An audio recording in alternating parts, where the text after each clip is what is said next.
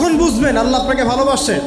যখন আল্লাহ পাকের অনুমোদিত কাজগুলো আপনার ভালো লাগবে।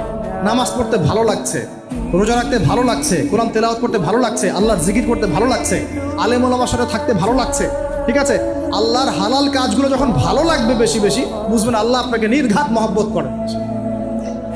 আর যখন আল্লাহ পাকের নিষেধগুলো, হারাম, মদ আমার ভালো লাগে না, জেনা ভালো লাগে না, আমার খারাপ জিনিস দেখতে ভালো লাগে না, খারাপ শুনতে ভালো লাগে না, বুঝবেন আল্লাহ আপনাকে ভালোবাসে।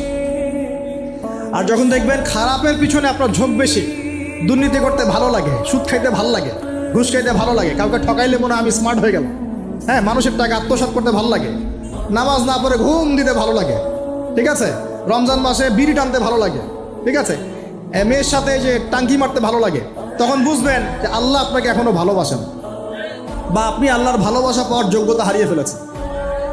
আল্লাহ পাক আমাদেরকে বোঝার তৌফিক দান করুন।